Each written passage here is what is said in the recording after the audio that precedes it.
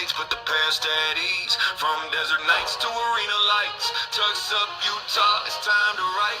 Coyotes in the bind, Tempe both said no to the bill. Dreams of a new barn, city ballots got it killed. Mullet was a shoebox, 5,000 seats packed tight. Big league team in the college rink, not right. Whispers turn headlines, relocation might be time. League and owners talking, lining up the sign. All votes in April, papers ink the scene. 1-2 billion deal, Smith Entertainment runs the team. Relocation terms, lock fee in the package too. Fresh start up north, brand new debut. Touchdown week 1, fans flood the gate. April 24th, April pack, welcome to the state. From desert dust to dust up, now the drums thump. New crest, new roar, feel the crowd jump. Write the chapters, carve the ice clean. Utah Mammoth, born to change the scene. Yeah. Delta Center more, steel, glass, grind. 3-year plan to make the sight lines prime. Phase 1 done, sleeper seats, hockey sites a dream. Born tuned up for a double sport team. Year 1, we skated as Utah Hockey Club. Fans kept voting while the merch hit the hub. Then May 7th hit, crowd roared Mammoth loud. Utah Mammoth crowned 850K, votes proud, tusk shape, Ice Age roots in the mall, grand born strong. Lit a spark in the dark, every city needs a myth, every team needs a drum. Miles woke up from the permafrost, listen to it thrum. New name, same hunger, same unfinished page. We don't chase moments, we set the stage. Now we're rolling, full steam on the climb. Every shift electric, every line and rhyme. From expansion hopes to contender talk, you can feel it in the crowd with every walk. We're not here for show, we're built to erupt. Next stop on this ride, the Stanley Cup. Young blood, old soul, Utah in our veins. We ain't just a team, we're breaking chains. From desert dust, tucks up, hear the crowd erupt. Delta lights glow, ice shards are up. This is more than a move, it's a Genesis ring. Utah Mammoth forever, let the next verse sing. Write it on the glove, step it in the stone. We define the whole. We made tusks up. Started as to why I think that's dumb. But when they saw the logo in person, they said, "Wow, that's awesome!" And then they showed them the little M that's hidden in there and some of the details, and they said it is probably one of the coolest logos in the entire league. So I could see them easily jumping on board and becoming fans of ours. Actually, I have a buddy who I met out there, and his name is Chris, and he had a little boy, Seamus. And at the Islanders game, so cute. He was two, I think, two or three. And at the Islanders game, he came up to the glass. So for the Mammoth, he had a Mammoth jersey on, but his dad's a Rangers fan. And so I gave him a hard time. But he showed up to all the games, and I got Seamus to meet Tusky during the New Jersey mascot game. And so Seamus is huge into the Mammoth, but he also likes the Rangers. But Vinny Trocheck was his favorite player on the Rangers. So now Chris basically texted me. He's like, I guess I have to get jerseys out there. So, but Yeah. I have a couple friends that are Ranger fans, and they're like, "Hey, can you hook us up with some Trocheck jerseys?" And I'm like, "No." you could hook yourself up with some jerseys. Yeah. But the same though, with a lot of my Islanders fans are doing the same because a couple of them have been out here and they're like, dude, we love Lee. And I told him, I said, we didn't go to he didn't go to a rival. He didn't go to a team you hated. We're like that, girlfriend from another school that, your friends never had kind of situation. Yeah. Oh, so, you guys are real. Yeah. Utah's a place. Yes. Yeah. Utah is a place. Welcome everybody on TikTok Live. Yep, here we are talking good old Mammoth hockey. The Phoenix Coyotes jersey in the frame looks great. I appreciate that very much, does. Dan. Yep, that is actually a Clayton Keller, and I was like, you know what? I want the logo. I want the Coyotes logo on the front. So that's why it's up there. But I have my cards down below it. A lot of my hockey cards there because I do still collect hockey cards. So, but yeah, I don't know if you saw this or not, Adam, but did you see Vincent Trocheck's son? I did not, no. Okay. So what am I missing? It was kind of kept a little quiet. I did see it come out from his wife, Hillary Trocheck, I think is her name. And he was skating on the ice with his dad's Mammoth jersey in the practice facility out there in Sandy. Oh, I love that. I should have gone down today. I was busy with work, but I am fortunate. The practice facility is 5 minutes from my home, Yeah, oh, and God. I would have, yeah. If I had the ability to do that, and maybe accidentally bumping into Andersley, um, but man, the two of them in there with the Utahs, oh, so Yep. good. That's what I needed to get me through a long week. I told Amber, I Oh, said this week was the yeah. longest year of my life. Yeah, I So agree with that one. I don't. I had off Monday and Tuesday, and Wednesday, Thursday, Friday just still killed me. It's getting to be 115 out here, and jeez. it's just nasty, and it's so dusty out here. I need green. I need some more green, and God, I want to go up to Utah right now. Oh, it's It's cooler. 98, but 98 I guess Oh hell no, is a no, no, break for no. you. Yeah, but you guys got that humidity thing going on up there. But Mm-mm, no, nope. no, no, no, no. I think it's like 15% humidity. Oh, that's not bad. Yeah, it's I'll not. take I that. mean, it's a little bit more than you guys, but my uncle lives out in Pensacola, Florida, and it's like 95 there with like 80% humidity, and I'm like, I'll visit you in September. I'll wait We're until probably winter time. yeah, yeah, seriously. So So, but yeah, he was skating around there, and I want to see Vincent Trocek's son play on the same team as Michael Corcone's son that'd be cool. in the league that our friend Austin coaches sometimes. That would be really cool, actually. That would be fun. I'd have to bug him to show up a couple of times and then accidentally run into the Players. Exactly. Yeah. So, yep. And I don't know if you heard this or not. And this goes out to everybody out here because this is big NHL news. The schedules are being released on the 15th. They are. So you know what I really wish they would do is release the schedule instead of release the release of the schedule. It just, I would rather have the full schedule before the preseason comes out. yeah, I mean, that's I all that can really care less matters. about the preseason. That's just I me. mean, I like the idea of the preseason, and the only reason I like it is you're going to get the kids who are in Tucson, Yeah. and you're going to see them play against NHLers, and that is where, I mean, granted, they're going to be playing against other AHLers that are also trying for spots in other teams, but you're going to see them in live game action because they will be lined up Yep. against some of the NHLers that are playing. So it's a great way to see where we stand. Gabe Smith is someone I'd like to see do well in that. I want to see if Desnoyers can rebound from what I saw that I didn't like in the Yep. development camp the first couple of days. So I'm actually looking forward almost more than ever before to a preseason. I never really had the hopes for a preseason. As an Islander guy, I was always watching. I never got a chance to go, but I'm actually really really excited because I want to see where some of those guys end up and how they're progressing. But more importantly, I want to see how the decor is progressing because I think that's really the only shaky feeling I have is if we deal with, knock on wood, not, but if we end up dealing with more than one or two injuries on defense like we did in the first year, I want to feel confident that there is a succession line beyond, Simajev and Mavlam and, I think, like I said, Lavoie, I thought was Yeah. good out there, and Skahan. So I think that's kind of what I want to see. But yeah, I think I'm more excited for that than ever before. I mean, thinking back. So Yeah. It's really exciting to be a Mammoth fan right now because of the fact of we have so many prospects coming. And then on top of it, we just signed three big guys. And during their interviews today, during the conferences, they were asking about what are you guys bringing to the table? And both Lee and Trocek both said size and grit and and forechecking. leadership, but yeah, Oh yeah, yeah. I mean leadership, of course, but I'm telling you, the size and is the amazing. Mm-hmm. grit and the forechecking is what this team needs.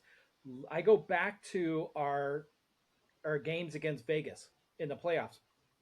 We got That's beat the one problem. on Yep. three of Cooley those. got roughed around. Yeah, it was Oh my awful. God, he was done. He was done. And I'm a huge Cooley fan. I don't know. Yeah, you can see his stick right up here. I love Cooley. He's my favorite player in the NHL. And here he is getting pushed around by all these guys. And he was mentally out of the series. Done. Yeah, After yeah. game one, he was done. And so, He really showed a lot of resilience though, but it definitely yes, took a toll on him the more things went on. And the problem there is McBain was hurt, so he couldn't really fight or do much yep, for it. Liam O'Brien has not had a good fight, I don't think, in 2 years. And then you look, and who else was there? Tanev. Tanev ran bodies. Tanev was not messing around. he was a But pinball is machine. Tanev going to be that guy? But now you got Trocheck. Now you got Lee. You're going to be bringing up Mavlam. I mean, Simashev's not a fighter from what I've seen, but No, you're going to have several of these guys who are at least intimidating.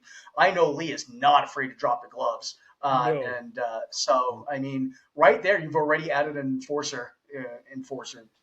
But Yep, you've gotten bigger, like you said, but you've gotten meaner, yep. which is nice. And think about this: Lawson Krause, who used to be our big enforcer, he's kind of stepped away from that role. Gave it to Liam O'Brien when he came up from the AHL, and um, and then Carconi kind of stepped in there a little bit. But Lawson Krause was our big one, and so was Barrett Hayden, and both of them kind of stepped away from that game.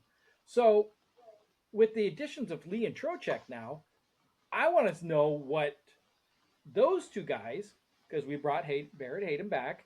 We'll talk about that here in a minute and what we actually think about it. But what is that going to do for those guys who were our big hitters back in Arizona days and the first year of the Utah Mammoth, the hockey club at the time? What is that going to do for them? Yeah. And we'll get into Hayton for a second, but I do want to touch on Kraus. Kraus's game is a lot more rounded. I Yes. think is probably the best word to say. Kraus has been solid in every line he's been in. Kraus is a smart player, and he actually brings a level of leadership as well to the team. And I think him in general as a player, I'm fine with him, being here, even if he's not the enforcer, even if he's not going to be, laying down massive hits. Now we have other guys to do that, and Yep. so I'm very, very unconcerned about Krause's role and what he provides to the team. But now let's get to my favorite topic and yours, Barrett Hayton. What are you thinking? Yes. I'll let you start. So Bill Armstrong has earned a level of trust that I think is fairly unrivaled in the NHL. He has Yes. done fantastic work. With that said, I almost give him a pass for the Barrett Hayton signing. I think it's an atrocious move, and there's a couple of reasons for it. However, to his credit, Armstrong did say, it's better to have an NHL ready body than it is a second round pick. And to that, I say, Bill, have you watched him play? I don't know if he's an NHL body. So there is that. But I was devastated when I saw Lee got 72 because I've only known him as 27. And I'm like, that's a little insulting because next year when Hayton leaves, because Hayton's 90% out the door, is Lee going to take 27? Am I going to have to buy another jersey? Yes. But I didn't like the signing, and I could go into reasons why, but I want to hear what you think. So Barrett Hayden was a first round. I want to say he was a fifth overall pick back in the 2018, I think it 19? was. Yeah. I'm going back a few years and trying to Yeah. remember everything. He had a lot of upside when he came into the league and when he got out of the AHL and went out of, was it Tucson at the time? I don't think it was Tucson at the time. I forget where our AHL was. I think it was San Antonio at the time. Oh, yeah, that's a bit ago. Yeah. Yeah, and he came to Arizona. He was the next big star. He was going to be our big thing. I don't know if we can forgive him right now, Amber. I'm not sure. And here's the reason why. And actually, I'll get to your statement here in a minute. So he was an enforcer, big forecheck guy. He was a big boy, did not handle the puck the best, had a decent shot, and we went forward. And he became a good player for the Coyotes that were still looking for that groove. I feel like the Coyotes were very much like the Chicago Blackhawks are now, very much in a neutral spot, and they don't know how to get forward.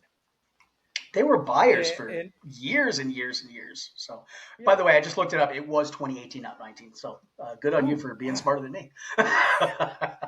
wow, I actually retained some memory here. Wow, um, it so Barrett Hayden was a great player. I was really excited about him, and then when he came into Bill Armstrong's um, GM when he took over, which was right about 2001 or two, I think it was, might have been 2000, and his playing style changed, and that's when we started losing them. Do I think it's uh, Bill Armstrong's problem? No. GMBA is an amazing GM. Um, Actually, I think that he should have been GM of the year, to be quite honest. But that's another topic and another day. That's for this year when they win. Exactly. So now that we fast forwarded to today, Barrett Hayden was offer sheeted over by the New Jersey Devils for $4.775 million for 1 year. Karma, that's enough. You can probably hear my cat. He wants to be on the podium. So He wants Dad's attention. So, so Barrett Hayden, his ego probably exploded a little bit because of the fact of he was offer sheeted by another team. But what really pissed me off, and I'm sorry if there's any kids watching, was that when we brought him back, Bill Armstrong came out and said it was the whole entire plan. We wanted to see how much he was worth out there in the market. What? I'm sorry. This is where I have one problem with Bill Armstrong.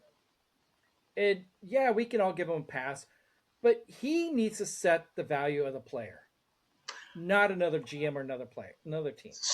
So I do want to jump in there for a second. What I Go for it. found interesting is, he wanted to set the value of the player, but why would he then file for arbitration? Yeah. Right? So he filed for arbitration because he didn't set, or he didn't have the league set the value of the player.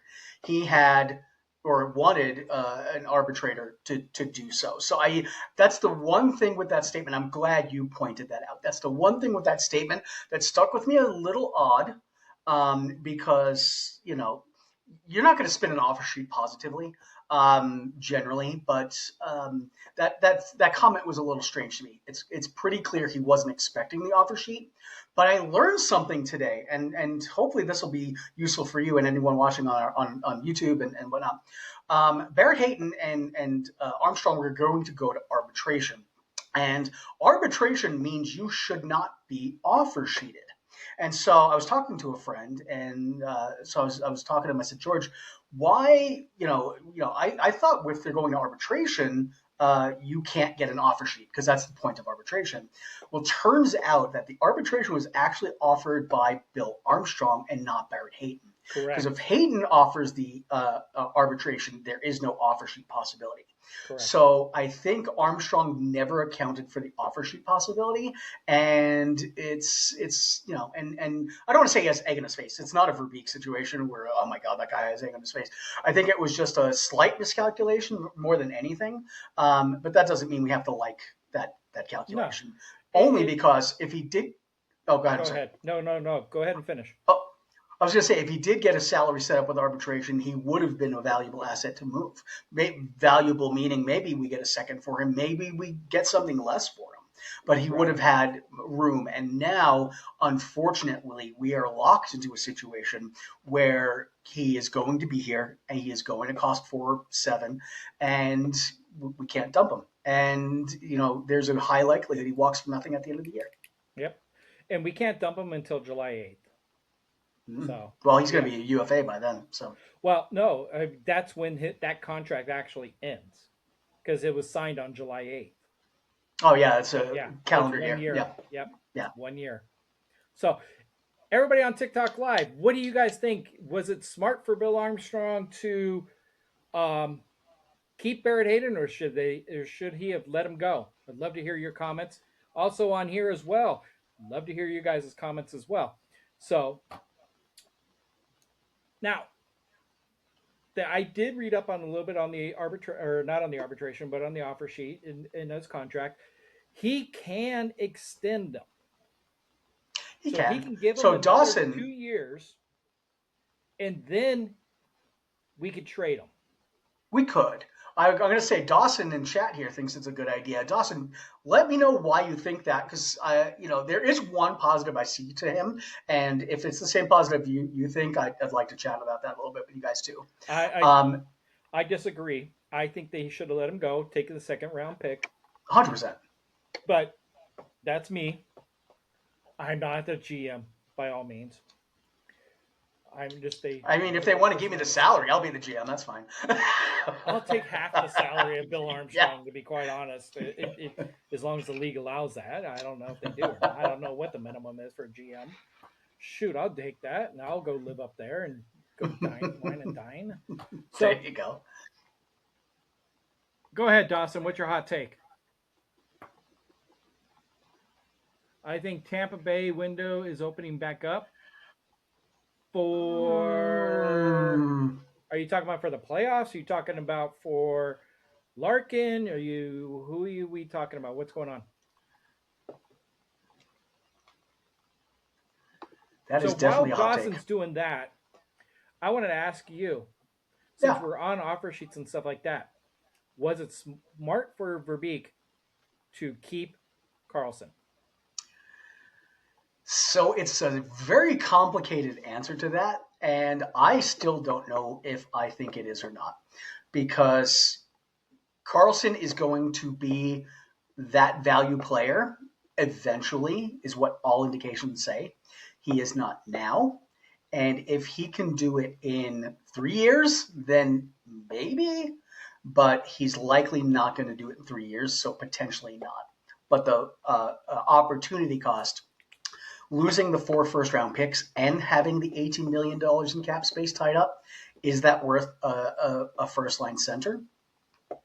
I mean, it's a very tough question. I think the smartest thing that happened is Verbeek got some of the other guys lined up. He got Mishkov immediately afterwards because he realized that he was going to have an egg on his face otherwise. Yep. Yeah, he is a rough GM because he wants to just grind down salaries. And I get that, because you want to have your players at a good salary. But I don't think Armstrong ground down Gunther. I don't think he ground down Cooley. And people are looking at that now, and it's like the two of them are signed for what Karlsson signed for, and they have proven numbers. And they're at term. They're at longer term than what Karlsson is. So, yeah, less money. Both of them equal less than than Karlsson, and we have them for both of them for 3 years longer. So yeah, Bill Armstrong, GM of the year. So Dawson's. I'm going to get back to Dawson's comment here. It says, I think for the playoffs, I've never seen a team with so many good prospects. And I like that take, that the prospects are good. Tampa does have some good prospects. I just think they need to bake those prospects more. Look at Armstrong's way of doing it. Armstrong overbakes the kids. He spends extra time in the AHL, and then they come and they're a little bit ready. I think if Tampa tries to rush a little bit, it doesn't matter if their kids are top players in the AHL. If they're rushed, the development gets stunted 99 times out of 100. Then you get like a Celebrini, you'll get like a Schaefer, but more often than not, even if he's a good, I think I forget the name of the kid, but he's that one first round pick, and I think he's a little bit older. I think he's not overaged, but I think he's close.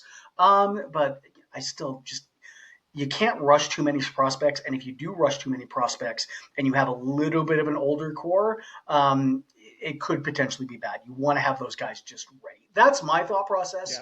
But I'm not as familiar with the rest of Tampa's development. I know like I can't remember the name off the top of my head, but I remember like there's one or two kids that look good. Right. But again, you don't rush that. So No.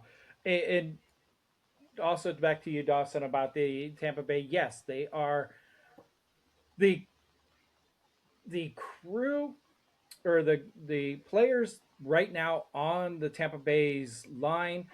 They are a lot older. Yes, they have some younger people, but most of them they're higher up in the average age.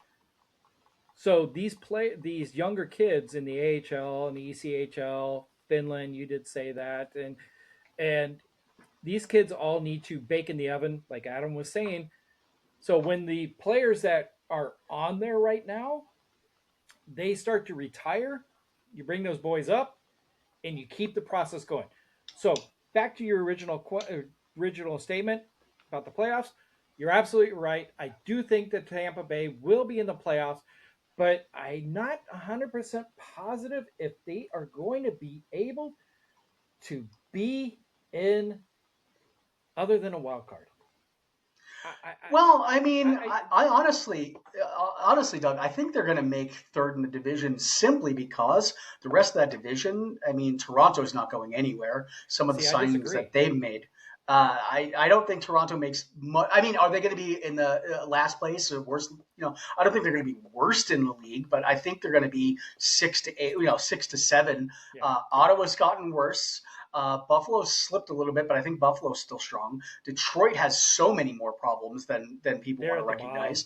So you look and you've got Ottawa, which is kind of crap the bed. Columbus is having an awful offseason. You've got Detroit, who's not doing great, plus the Larkin thing is held over their head. Toronto's not, getting a resurgence. Florida is kind of up in the air. So you've got...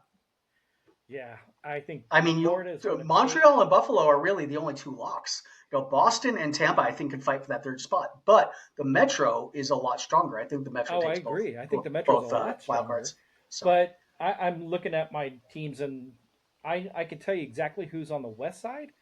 I don't know exactly who's in the Atlantic and Metro because it's kind of weird looking.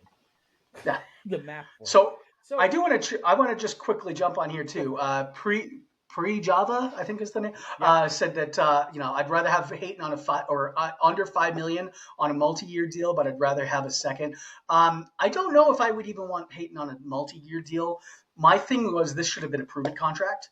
The arbitration should have been for a prove-it contract, and then we should have been able to move him if he wasn't that great. My concern on this seriously is, you let Hayton walk for the second, then you offer sheet Shane Wright. I think Shane Wright is eligible for the offer sheet, and you could offer sheeted him for $3.5-4 million. Seattle's not going to match that really because Seattle doesn't want to be saddled with him. And then you could have gotten a player with much better upside, although he's not really the same type of player as Hayton. That's my thought process. I also have other thoughts about what some of the moves could have been, but I don't have the inner workings. Some of these guys might not be interested with what's going on. Yeah. So another comment over here is hopefully the West will be a lot more competitive this year from Mammoth Headlines. I hope not. I want to take first. I have to say your page is actually a lot of fun. If you guys do not know him and you guys are a Mammoth fan, go follow him. He's got a lot of insight into there. He's actually really cool. So on to that statement. I agree. I think the West will be a lot more, and I think the Pacific is going to be a lot more competitive than what it was last year. I think Edmonton is going to do a lot better. I don't know if they're going to be in first place in the Pacific. I think they'll still be a third place, but I think I'm going to say San Jose is going to take the first place. I think Vegas is going to be right there with them. Um, and then you're going to have the Oilers and then the Ducks. That's my guess, and possibly LA, but I don't think so. LA hasn't I done see much. LA struggling a bit. Yeah. Yeah, uh, they should have gone out there and got somebody bigger than Panarin, like they got him last year. They need somebody to replace Kopitar, and they did not. I And I can tell I you right think now. Go ahead. I was gonna say I think Zuccarello wasn't a bad signing for them, I don't think it's a especially it bad was signing at all. like $1 million. I mean, that's as Oh, it was valued a as you're gonna steal get. of a So deal, yeah, just like ours with Peaky. I think uh, Peaky or Peak, whatever you guys want to call him. I don't even know how to pronounce his last name. For $1 million for that good of still, a defensive player, that was a freaking steal.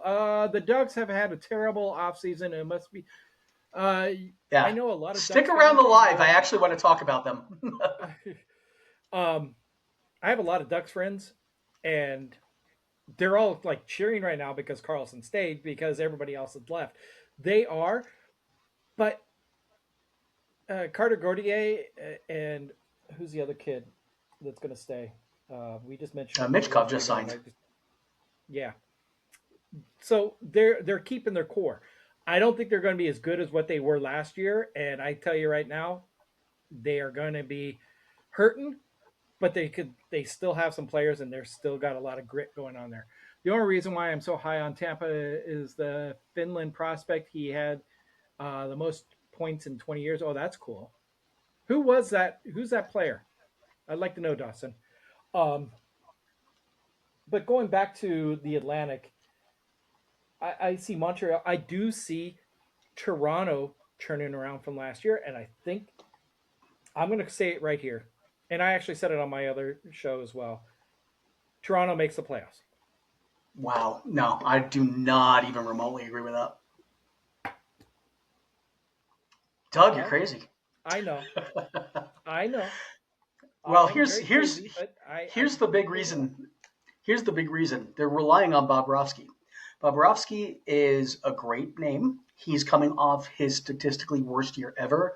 He gave up, I want to say it was like 22 to 24 goals above average. So his expected saves above was awful. And Toronto's defense is miles worse than what Florida's defense is. Yeah, And so you're looking at a goaltender who is going to be 39, who admittedly has great health. So I'm not worried about his longevity in the league, no, but his reflexes are a little bit less, and I don't think he's going to be it. And who's the backup now? Because they got rid of Wall. they got rid of Wall and they got rid of Stoles, I think it was, Stolars, yeah, and yeah, Stolars left, Wall's left, and it's some and with an A, I think. I can't yeah, remember his I name. can't remember his name right now. And he's not had a full year's workload. So No, I mean, I don't see their. I mean, they'd have to outscore their teams. McKenna's going to come in. I think McKenna's going to play right away and be in there right away. But I don't think McKenna moves the needle offensively more than what their defense and goaltending loses. yep.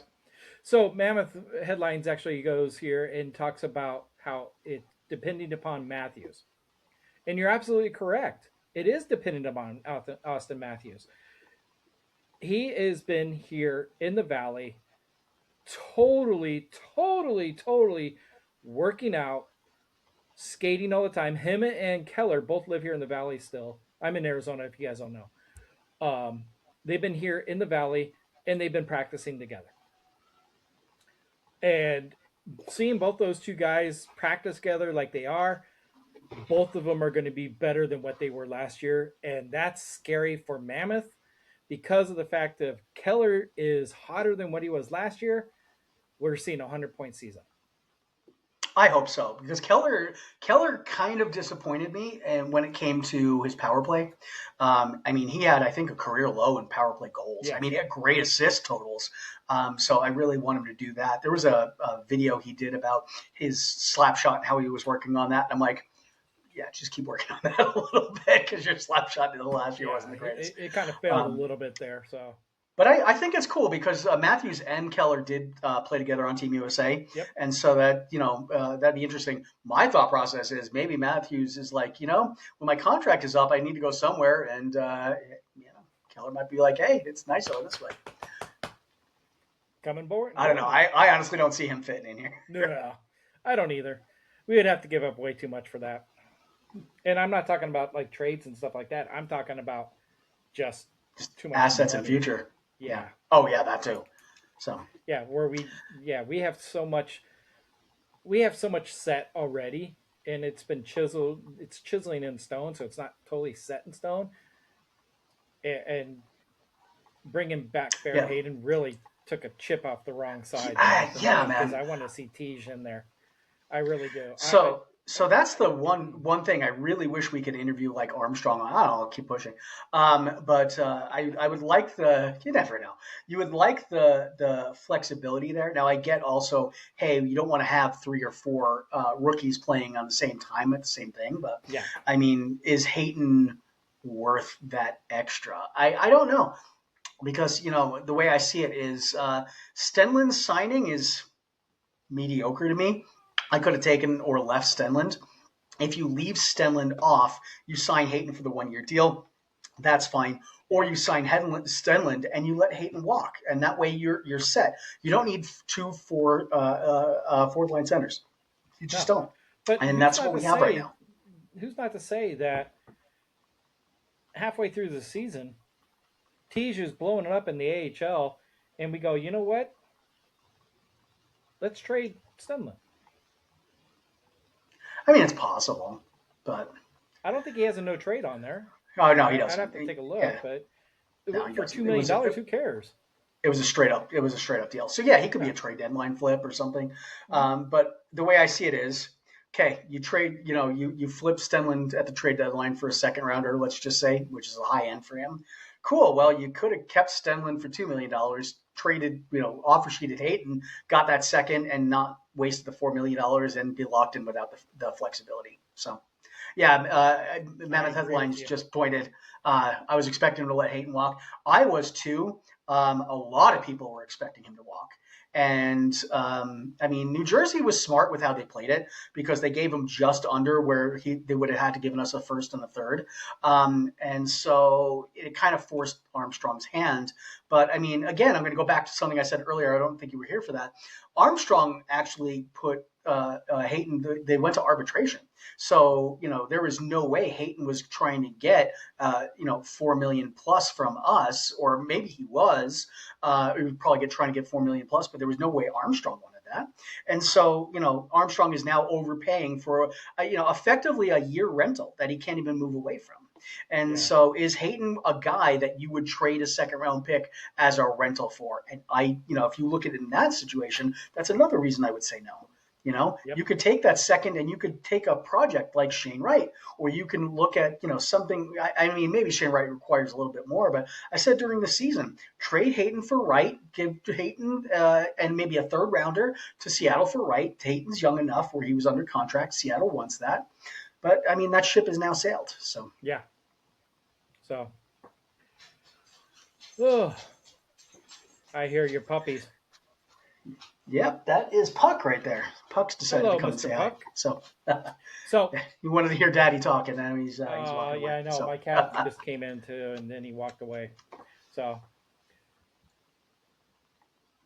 Yeah, Seattle is so Mammoth asking a lot for Wright. I think that's probably why there wasn't a move, at the trade deadline, because I did see a fair, obviously everyone's going to homer for their teams, and so would I trade Hayton for McDavid? Yeah, but that's never going to happen. I thought a fair price would have been Hayton and a third, could have been Hayton in the second for Wright, but Wright's not working out there. Hayton's not working out here. It seemed on paper, and from some of the people I know that I chatted with on Reddit, that it would be somewhat of a fair comparison, or so just a comp between the two teams. Or Hayton in a second for Wright in a fifth or something like that. But I don't know. Seattle's in a weird spot. That's another team in the West that isn't really going anywhere, which is why you pretty much have 4 teams locked in, because the other 4 are kind of just terrible.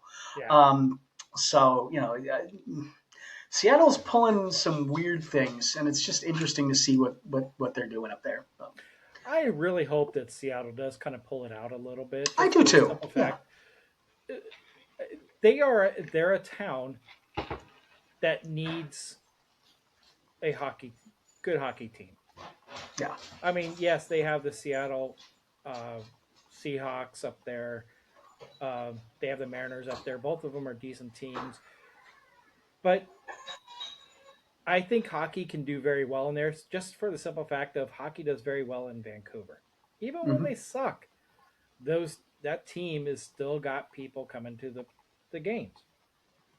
See, I mean, So, even you're going to know I'm old about this, but like the Supersonics are always a big draw for them too.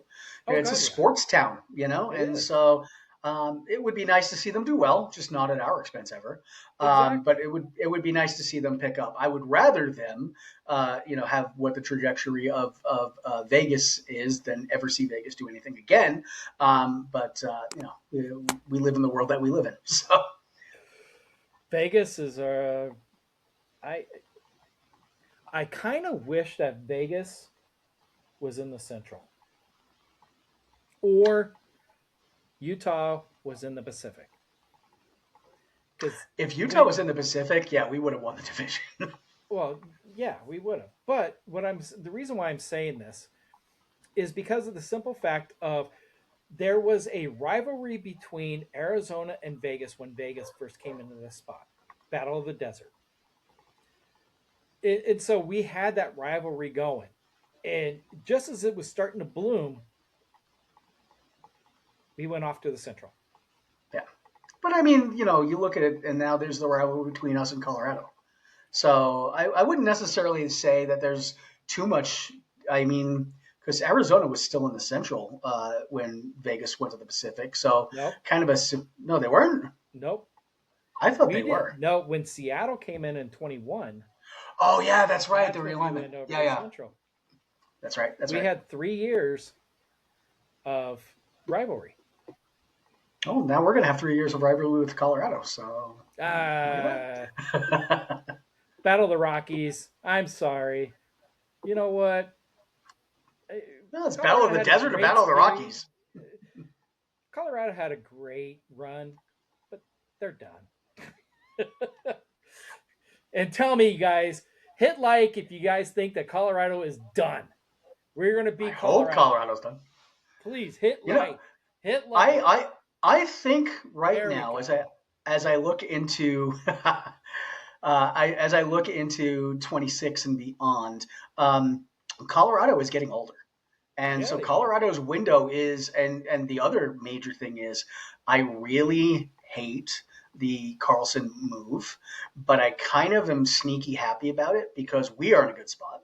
But that actually puts a lot of pressure on Cale Makar and Cale Makar's contract because he is going to want to get paid, and he is going to get paid by somebody, and that puts Colorado in a difficult situation because is Colorado going to be able to open up 15 mil, 16 mil, 18 mil for what he wants, and Yeah. that's something they're going to be forced to do because that team is built around Makar on the defense and McKinnon on the offense, and kind of like a Carlson situation.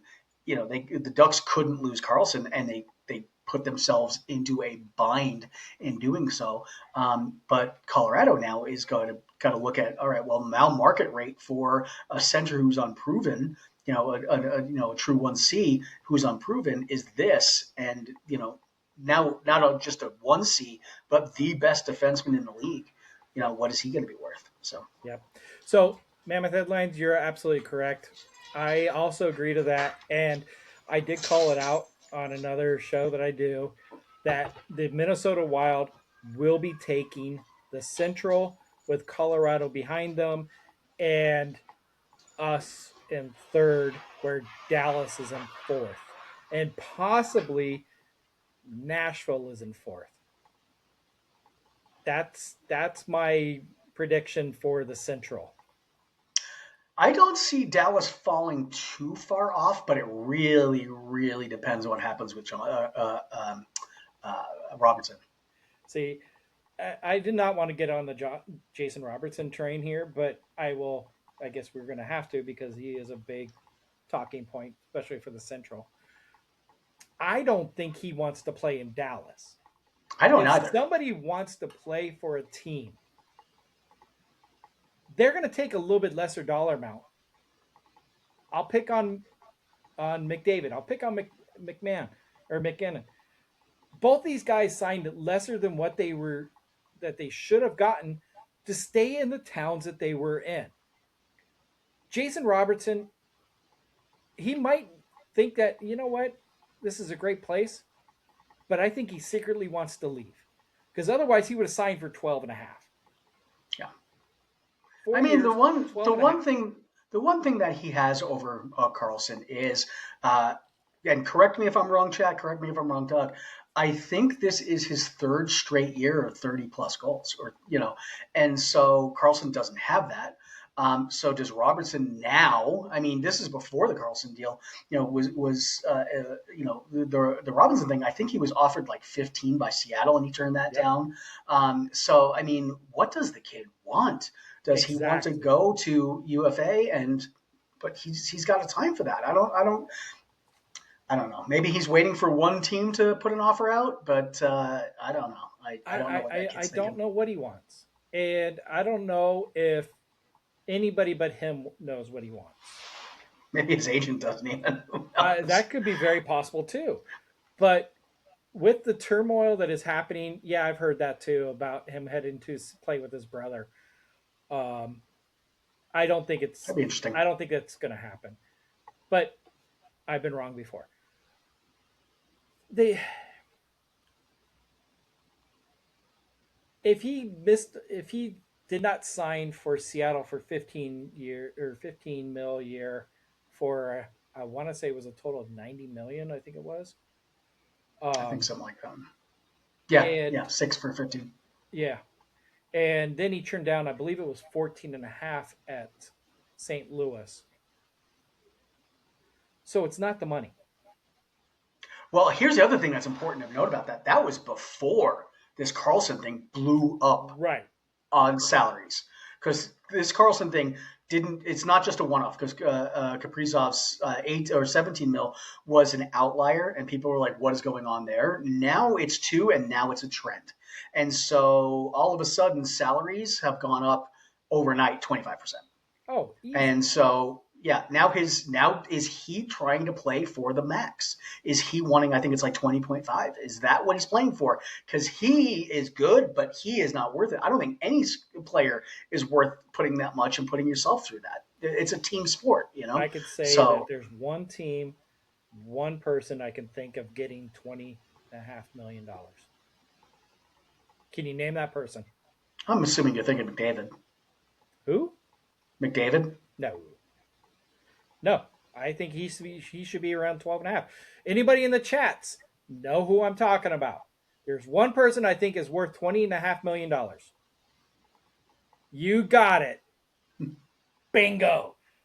Macklin Celebrini. Celebrini is good, but again, I'm not. 18 is too rich for where I'm thinking, but if that's kind of the floor, I still don't think he's over 20. I mean, 18 and a half. He's going to be better than Carlson. He's already better than Carlson. He's got a higher ceiling. But God, I cannot justify anyone getting the max, because again, if you've got a guy at the max, you're screwed. Look at Toronto. They put four guys. None of them were at the max, but they tied up salary with four guys, and they couldn't do anything with the rest of their team. Yep. It's a team sport. And here's the thing: the NBA can get away with doing that. The NBA can say, "Here's a max contract. I'll give you $100 million, and I'll buy you a private jet." But you know what? That guy is out there, and he's the only one playing. Now you've got a defenseman who plays 20 minutes a night. So a Makar is going to command that because he plays 75% of the minutes that the top line's going to play. Right. But, no one's playing a full game. And yes, you'll be impactful, but you're only impactful for, at most, a third of the game. So, I think that the smart way of doing it is you give a couple of players solid salaries, and then you spread that around. I would rather have 10 guys at 10 million than, one guy at 20 and then everyone else taking half of that. It's just, Yeah. I don't know. That's just the way I see it. I see it as a team sport. Spread the wealth around instead of concentrating. I'm not saying that we should be paying these guys $20 million. I'm not saying that. But Celebrini will be the first. I mean, probably. Because he goes into RFA next year.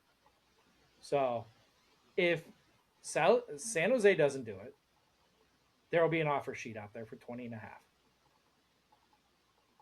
And it'll probably be by the Flyers too, because they've shown they don't care.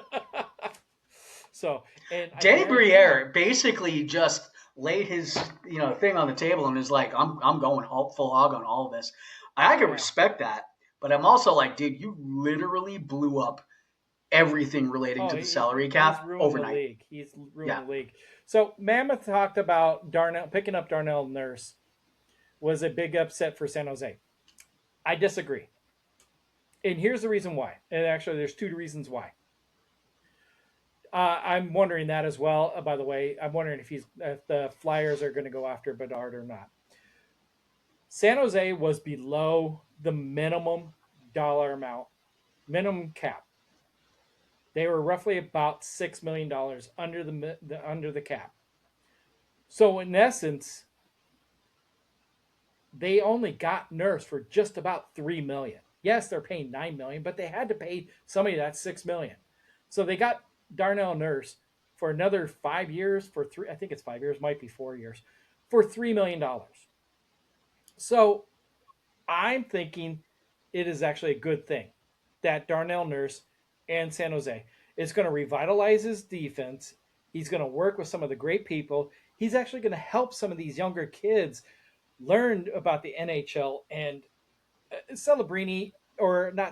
Schaefer, he had a wonderful mentor called Anders Lee. I don't know where I know that name from, but Anders Lee, he was the mentor for him. So he got to grow up in that league, and now it's his team. Anders Lee is now a Utah Mammoth. So love it. Yeah, me too. I actually absolutely love it. So I think it was actually a very, very good thing. And I actually, I'll jump on this, and then I want to chat about the Bedard thing that Mammoth Headlines put out. Yep. I actually hate the Nurse thing for them. I think it was a terrible, terrible decision. There's a lot of people that think Darnell Nurse is a great player. I am not one of them. I think he's extraordinarily overrated, and for the value of his contract, I mean, you could have extracted a king's ransom from the Oilers for that. I don't know why they didn't hold their feet to the fire. I think that was a bad GM move. If you are under the cap, you can sign and get aggressive for a backup goaltender to Askarov. You can get aggressive with a pair of defenders that would be second line defenders that would be worth $9 million. You could do things like that and be more flexible than picking up Nurse. I just think Nurse is fine enough to be a 1D, but fine enough is not going to win you a championship. No. And so for me, I'm sorry to interrupt, but let me ask you. No, go ahead. Is Nurse worth $3 million? So it's not even that though, because you're saying, yeah, they need 6 to hit the floor, but you've got to still think that $6 million could have been used elsewhere, right? You could have signed, hell, you could have gotten one of these guys. You could have offer sheeted one of these guys for $6 million. Right? You could, and a third liner. You could offer sheet one of these defenseman kids. Werenski's looking for something. Go ahead and put out, a big contract for him. You've got opportunities for other players, I just, I don't know. I don't like the idea of that. But let's jump to the Bedard question, though, because I actually had a good conversation with somebody about this today. So it's fresh in my mind. Philadelphia Again, Briere has laid it on the table. I think he's just like, he's bringing the BDE to the league, which I appreciate in that because it's time that somebody shook things up. But I don't think Philadelphia makes that move only because Anaheim was in a difficult position. The contract that was given, which by the way, I'm going to give a shout out to my friend George because he clued me into this. The contract had multiple poison pills for Anaheim. There was the upfront signing bonus, but there was also that provision at the end where there was a no move clause. Not a no trade, a no move clause. So there were two poison pills in that contract. Chicago has the money, has the cap, has no intention of losing. And even if there's a no move clause for Bedard, they don't care. They're still in a situation where they can make any, and if 20 comes out, they'll match it. They don't care. They have the ability to do that. I think that is a move. If he really wants to shake things up, he can. I just don't think it's going to make any impact. I think Anaheim was put in a pickle for what it was. I think Chicago, it's a no-brainer. They could probably answer that next minute.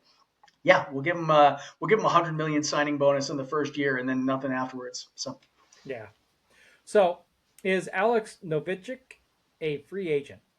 Nedeljkovic, I don't. I want to say yes, but there's something telling me. I don't think he is. I think he is next year. I think it's season last year. I think that's right. And then they also need to re-sign it, Drysdale. That was the person I was thinking of as well, as Drysdale. I have a feeling that the Ducks are going to go to their main people and sign them for lesser amount for a couple of years. And then when they come back, that's when they're going to give them the big contract. And that's when the salary caps are going to go back up again. I mean, we're looking at another 7-8 million bump next year, and then after that, it's also another bump. So, yeah. Though, and forgive me if I'm wrong. And Mammoth headlines, you'll know this more than me. If I remember correctly, Gauthier and Drysdale are like super good friends. Yes.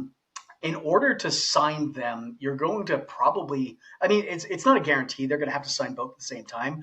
But where one goes, the other is going to go. And I really think Gauthier, out of all of the players out of this, obviously Anaheim is screwed on the salary cap, but I feel the worst for Gauthier. Only because now he is not going to get what he's worth with Anaheim because Anaheim doesn't have the flexibility, which means he either is going to have to come way below market value and sign a bridge deal, which I don't know if he wants to do that. And then obviously Drysdale is going to be the other piece of that. Are they going to be able to fit both of them under a cap? I think they're under 9 million now. I think they're either like right at 9 or under 9. So they are in cap hell. And they really don't have a lot of flexibility. That was a brilliant move by Philadelphia to stick it to Anaheim. Again, I think it was personal. I think they were like, we're going to screw Gauthier and we're going to screw the Ducks because of the situation that they had. Look what the Phillies have been doing to Anaheim Ducks for the last 5 years. They've been which is weird because they have nothing to do with each other. One of my friends said it's the battle of the orange and Philadelphia is winning. So yeah, Philly's playing typical Philly hockey. Yeah, blood nose and hit them and screw them if they can't take a joke. Yeah, it's going to be interesting. Yeah, so I heard that too, about 10 million. I think even if Gauthier comes under, which I seriously doubt, even if he comes under, they're so screwed. They just don't have the flexibility. But again, do you give, is Carlson worth 4 picks, 4 firsts and $18 million? Time's going to tell, but for now, man, the poison pills on Anaheim, when they take their medicine on this, it's not going to be a good situation no matter which way you slice it. But again, that's a team that might be a wild guy if we ever have to fight for a wild card spot. That's going to be a competitor for the near future, and their window was either going to be shifted back a couple of years if they traded Carl or they let Carlson walk, or they're going to be in a cap crunch and not have the flexibility and need to be 100% dead on, pinpoint accurate with their picks and their assessment moving forward. Their margin of error went from fairly decent to tightrope, and I think that's great move by Philadelphia. But man, Verbeek was an idiot for not getting it done. And I look, I'm going to bring it back around to Armstrong. People were like, "Oh, Cooley's not worth $10 million." No one's saying that now. Not one person is saying, "Oh, that Cooley deal is stupid" now. So, yep. So, guys on Facebook, or not Facebook. Good Lord, I need to go. It's been a long week, brother. It has been a long week, and I still got another day to go. Everybody that's on TikTok Live, stay where you are. Everybody on YouTube, this is Tundra Talk, Doug and Adam. And guess what, guys? We are going to be here next week, and we're going to do this all over again. So join us next week. All right, everybody. Have a good night. See you then. Take care, guys.